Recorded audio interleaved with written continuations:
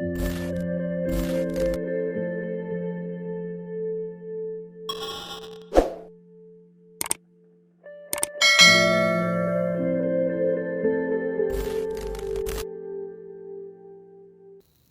बच्चों, स्वागत है आपका हमारी हिंदी की कक्षा में। तो बच्चों, आज हम हमारी हिंदी की कक्षा में करेंगे कक्षा 12वीं की आरोह पुस्तक। आरोह पुस्तक में तुलसीदास जी के द्वारा रचित कविता है लक्ष्मण मूर्छा और राम का विलाप। तो इस कविता को हमने 2 भागों में लिया है।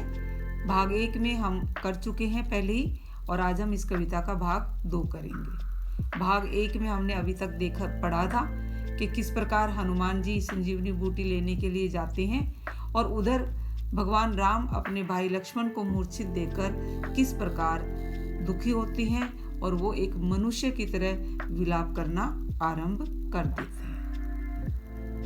तो आइए इससे आगे अब हम शुरू करते हैं भाग 2 का सरलार्थ। अब तक जो हमने भाग 1 में कविता की थी उसमें पहले एक दोहा आया था और उसके बाद चौपाइयाँ थी, और उसके बाद फिर से एक सोरठा इसमें लिया गया, यानी कि सोरठा छंद। मैं आपको पहले ही बता चुकी हूँ कि जो तुलसीदास जी की रचना है वो छंदोबद्ध रचना है। इसमें आपको ध्यान रखना पड़ेगा, चौपाई, दोहा और सोरठा छंद का प्रयोग किया गया है। तो आइए अब सोरठा छंद यहाँ पर है, इसमें देखते हैं हम क्या है। प्रभु प्रलाप सुनी कान बिकल भय बानर निकर, आई गयु हनुमान जिमी करुणा महावीर रस।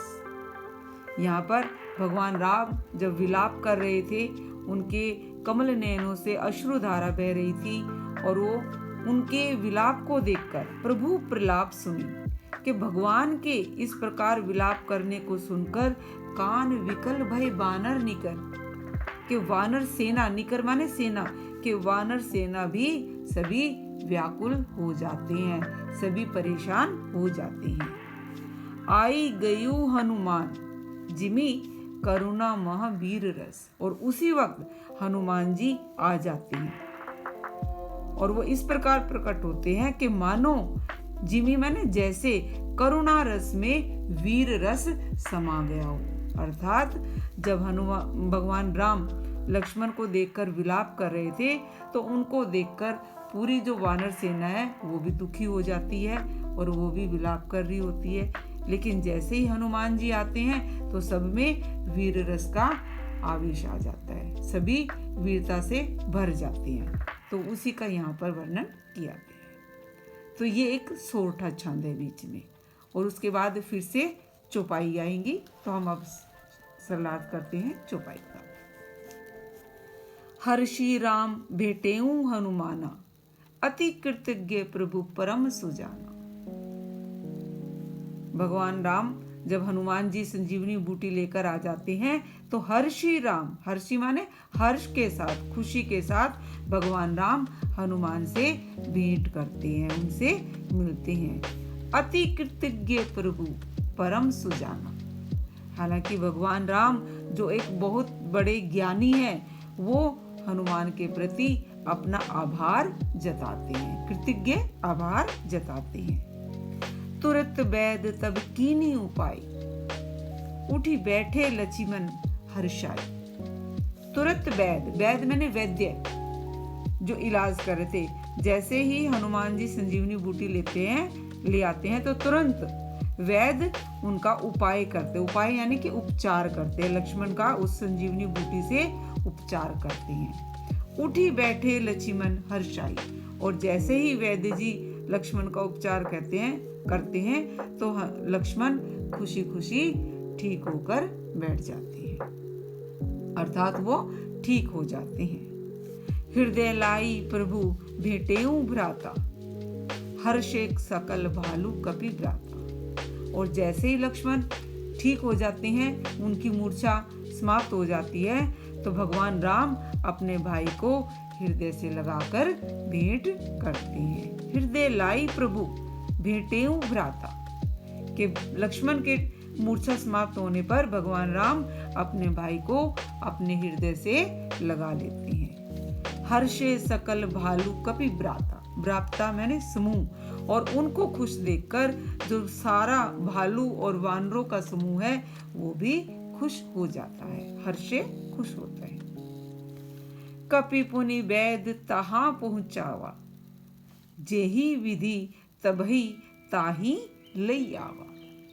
कपि, कपि यहाँ हनुमान जी के लिए प्रयोग किया जा रहा है। पुनि मैंने दोबारा से, वैद्य जो इलाज करने के लिए वैद्य जी आए थे उनको वहीं पहुंचा देते हैं। तहां मतलब वहीं, जेहि विधि तबहि ताहि लई आवा, कि जिस प्रकार वो उन्हें लेकर आए थे उसी प्रकार हनुमान जी वैद्य जी को वहीं पहुंचा देते हैं।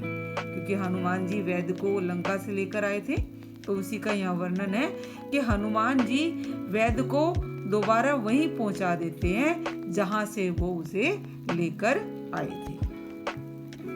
यह वृत्तांत दसानन सुने, अति विषाद पुनि पुनि सिर धुने।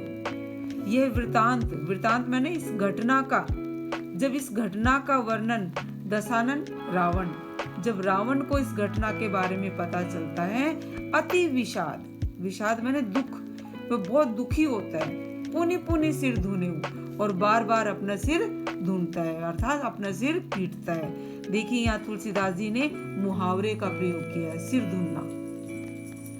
पुनि पुनि में कौन सा अलंकार है? पुनरुक्ति प्रकाश, जहाँ किसी शब्द को दोहराया जाता है वह पुनरुक्ति प्रकाश अलंकार है। तो इसमें आप एक तो मुहावरे का वर्णन बताएंगे और ऊपर से पुनरुक्ति प्रकाश अलंकार भी है। दोबारा से करते हैं। यह वृत्तांत जब रावण सुनता है तो वो बहुत अधिक दुखी होता है और बार बार अपना सिर धुनता है। उसे इस बात का बहुत पछतावा होता है कि लक्ष्मण किस प्रकार से ठीक हो गए हैं। व्याकुल कुंभकर्ण पही आवा, विविध जतन करी ताहि जगावा। व्याकुल, कुंभकर्ण पही माने पास, और वो व्याकुल होकर, परेशान होकर कुंभकर्ण के पास आता है। विविध जतन करी ताहि जगावा, विविध माने अनेक प्रकार से, जतन प्रयास कोशिश, करी ताहि जगावा, और अनेक प्रकार से कोशिश प्रयास करके कुंभकर्ण को जगाता है। क्योंकि कुंभकर्ण 6 महीने सोते थे और 6 महीने जागते थे। तो इस वक्त वो सो रहे थे और युद्ध के समय उनकी आवश्यकता थी रावण को, तो वो अनेक प्रकार से प्रयास करके उन्हें जगाते हैं। जागा निशिचर देखिए कैसा, मानहु कालू देह धरी वैसा। अब जब कुंभकर्ण जाग जाते हैं तो उस समय का वर्णन करते हैं कवि तुलसीदास जी कि देखिए, जागा निशिचर देखिए कैसा।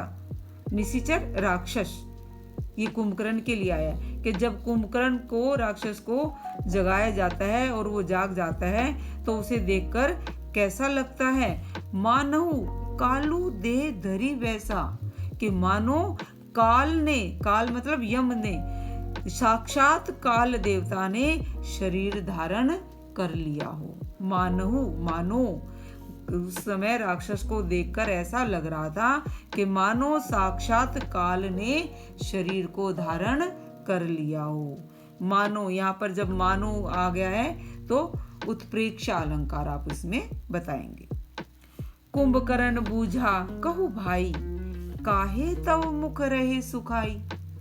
और जैसे ही कुंभकर्ण जागता है तो वो अपने भाई से पूछता है, बूझा मैंने पूछता है कि काहे तव मुख रहे सुखाई, कि हे भाई तुम्हारा चेहरा इस प्रकार क्यों सूखा हुआ है, अर्थात तुम इतने परेशान क्यों दिखाई दे रहे हो।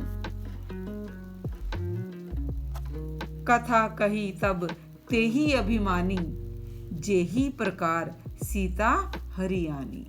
और जब कुंभकर्ण रावण से उनके बारे में पूछता है तो वो उस वक्त वो पूरी कहानी हनुमान को कुंभकर्ण को सुनाते हैं। अभिमानी मतलब ये रावण के लिए है। जब कुंभकर्ण अपने भाई से पूछता है कि हे भाई आप इतने परेशान क्यों दिखाई दे रहे हो, तब वह अभिमानी कुंभकर्ण को वो पूरी कहानी सुनाता है कि वो किस प्रकार सीता का हरण करके ले आया था। तात कपीनह सब निशिचर मारे, महा महाजोधा संघारे। क्या कहते हैं, रावण क्या बताता है कि उसके वानरों ने, कपिनः, कपि से कपिना बहुवचन, कि उसके वानरों ने मेरे सारे राक्षस मार दिए। महामहायोद्धा संहारे, महामहायोद्धा के बड़े बड़े जो मेरे योद्धा थे उनका भी संहार कर दिया। देखो यहाँ फिर से पुनरुक्ति प्रकाश अलंकार आ रहा है, इस शब्द महाशब्द को दोहराया रहा है। दुर्मुख, सुर रिपु, मनुज आहारी, भट अतिकाय अकंपन भारी, अपर महोदर आदिक बीरा, परे समरमही सब रणधीरा। यहाँ पर रावण अपने उन राक्षसों के बारे में बताते हैं जो उसके बड़े योद्धा थे। तो देखिए, दुर्मुख एक राक्षस का नाम है जो बहुत ही बुरे वचन बोलने वाला था। सुर रिपु जो देवताओं का शत्रु था। मनुज आहारी जो मनुष्यों का भक्षण करता था, ये उस राक्षस का नाम है। ये सारे राक्षसों के नाम उन्होंने बताए हैं। भट, अतिकाय, अकंपन, ये सब राक्षसों के नाम है कि मेरी सेना के जो बड़े बड़े राक्षस थे, दुर्मुख, सुर रिपु, मनुज आहारी, भट, अतिकाय और अकंपन, अपर महोदक आदिक बीरा, ये भी राक्षसों के नाम है। परे समरमय सब रणधीरा, के सभी, समर माने युद्ध, के सभी युद्ध में जमीन पर गिर गए। अर्थात मही माने भूमि, कि मेरे सारे जो महान योद्धा राक्षस थे, सभी राक्षसों को युद्ध भूमि में इस राम की सेना, जो वानर सेना है, उसने मार गिराया। तो ये तो थी चौपाई, जिसमें रावण किस प्रकार उसके बारे में बात बता रहे हैं, युद्ध के बारे में। इसके बाद अंत में एक और दोहा है, उसको हम करेंगे। सुनी दस कंदर बचन, तब कुंभकर्ण बिलखान, जगदम्बा हरि आनी, अब सठ चाहत कल्याण।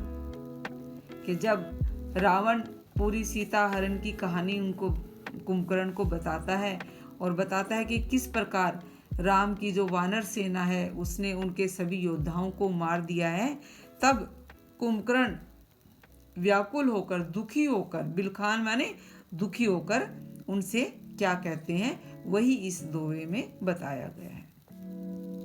सुनी 10 कंदर वचन, 10 कंदर रावण के लिए, कि रावण की ये सारी बातें सुनकर तब कुंभकर्ण बिलखान, तो कुंभकर्ण दुखी होकर कहते हैं, जगदम्बा हरियाणी, जगत जननी, जगदम्बा माता सीता, के हे दुष्ट, तूने माता सीता का हरण कर लिया और उसे लंका ले आए, अब सठ चाहत कल्याण। सठ माने दुष्ट, हे दुष्ट, तू इतना करने के बाद भी अपना कल्याण करना चाहता है, अर्थात तुम्हारा कल्याण नहीं होगा, तुम्हारा अंत निश्चित है। इस दोहे में कुंभकर्ण रावण को बताते हैं कि किस प्रकार उन्होंने जगत माता सीता का जो हरण किया है, उसके बाद उनकी मृत्यु निश्चित है। तो यहाँ पर हमारी ये कविता पूरी हो जाती है, लक्ष्मण मूर्छा और राम का विलाप। तो मैं आपको अच्छे से बता देना चाहती हूँ, क्योंकि ये एक तो इसमें दोहा और चौपाई छंद का प्रयोग किया गया है और एक सोरठा छंद है, भाषा अवधि है। तो आप इस बात का अच्छे से ध्यान रखेंगे। आशा करती हूँ आपको अच्छे से समझ में आ गई होगी। अगर अच्छे से समझ में आ गई है तो लाइक और चैनल को सब्सक्राइब कीजिए। धन्यवाद।